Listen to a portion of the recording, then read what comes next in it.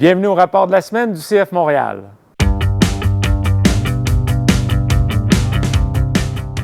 Après des mois d'attente et des semaines de préparation, le CF Montréal a enfin entamé la saison MLS samedi dernier à Orlando.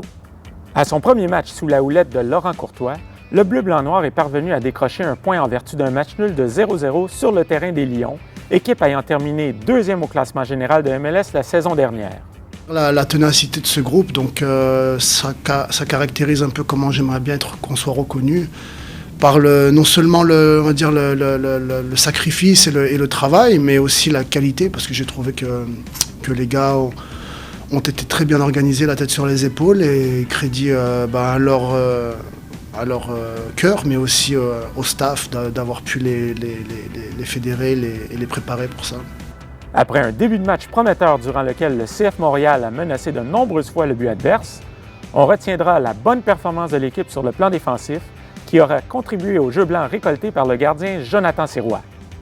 Soulignons que cette première rencontre aura également été marquée par les débuts dans l'uniforme montréalais pour Mathias Coccaro, Dominique Yankov et Rouan, ainsi que l'attaquant Joseph Martinez, entré en jeu lors de la deuxième mi-temps.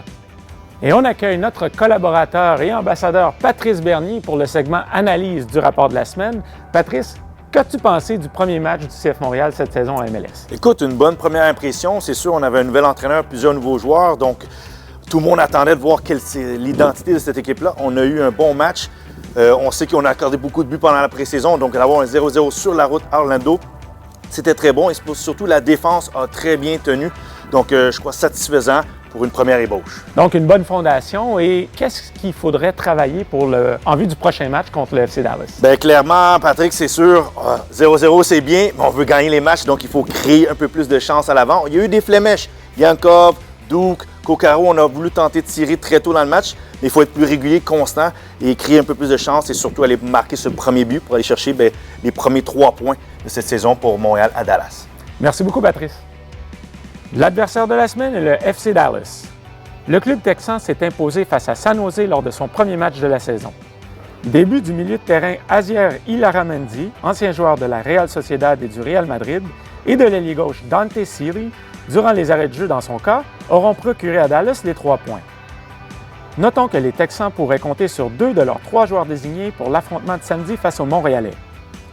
On surveillera d'abord si l'attaquant Jesus Ferreira sera remis à temps d'une blessure à la cuisse gauche qui l'a tenu à l'écart lors de la semaine 1.